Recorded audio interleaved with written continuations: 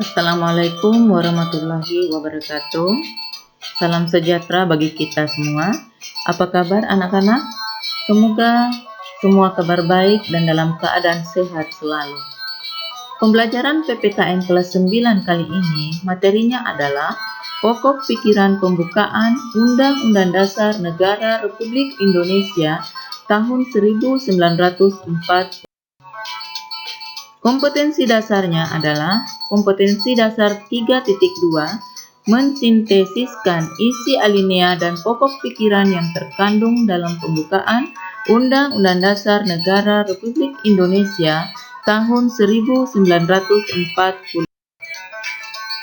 Sedangkan indikator kompetensinya yaitu menjelaskan pokok-pokok pikiran yang terkandung dalam pembukaan Undang-Undang Dasar Negara Republik Indonesia tahun 1945. Adapun tujuan pembelajaran yang ingin dicapai: 1. Dapat menghubungkan pokok-pokok pikiran yang terdapat dalam pembukaan Undang-Undang Dasar Negara Republik Indonesia tahun 1945 dengan Pancasila. Tujuan yang kedua, dapat menjelaskan pokok-pokok pikiran yang terkandung dalam pembukaan Undang-Undang Dasar Negara Republik Indonesia tahun 1945.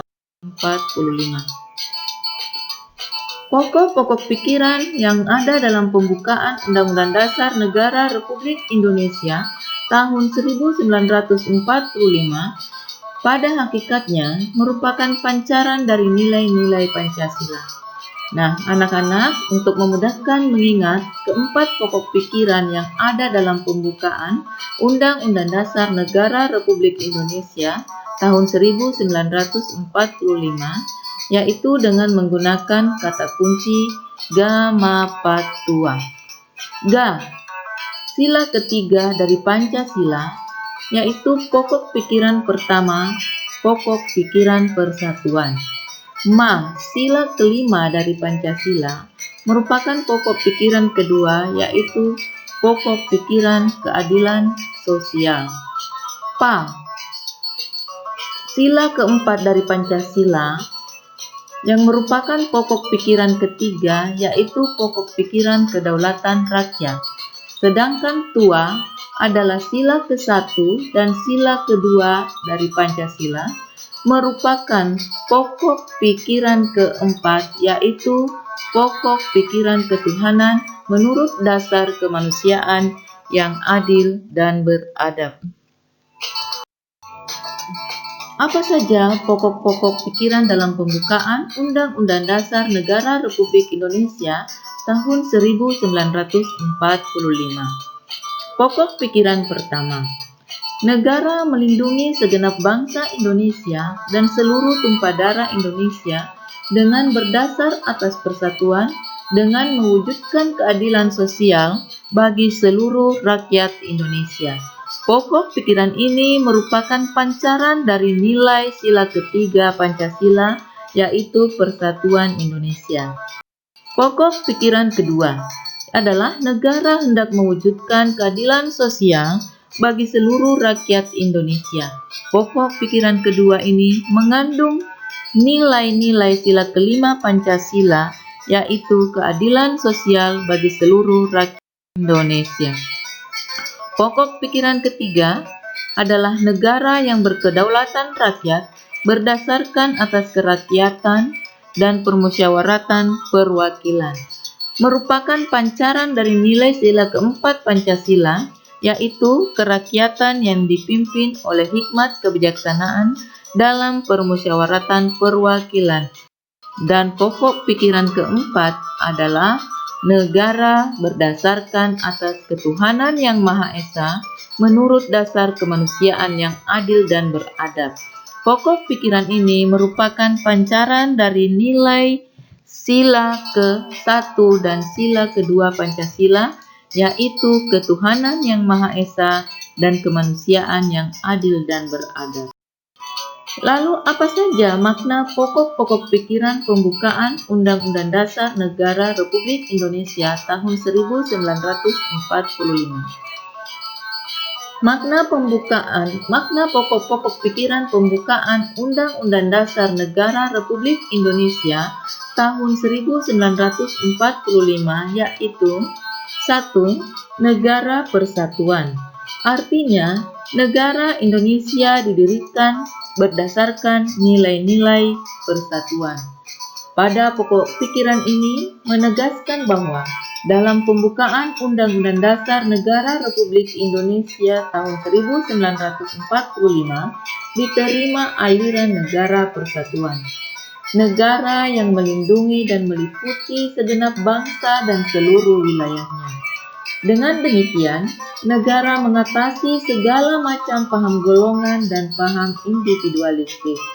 Negara menurut pengertian pembukaan Undang-Undang Dasar Negara Republik Indonesia tahun 1945 menghendaki persatuan. Dengan kata lain, penyelenggara negara dan setiap warga negara wajib mengutamakan kepentingan negara di atas kepentingan golongan atau individu. Yang kedua, negara hendak mewujudkan keadilan sosial. Cita-cita awal para pendiri negara merumuskan bahwa berdirinya Negara Kesatuan Republik Indonesia yang merdeka dan berdaulat adalah dalam rangka mewujudkan keadilan sosial bagi seluruh rakyat Indonesia dari Sabang sampai Merauke tanpa memandang latar belakang perbedaan suku bangsa. Semua warga negara Indonesia memiliki hak dan kewajiban yang sama untuk mewujudkan keadilan sosial dalam kehidupan bermasyarakat. Yang ketiga adalah negara yang berkedaulatan rakyat. Pokok pikiran ini mengandung konsekuensi logis bahwa sistem negara yang terbentuk dalam Undang-Undang Dasar harus berdasarkan atas kedaulatan rakyat dan permusyawaratan perwakilan.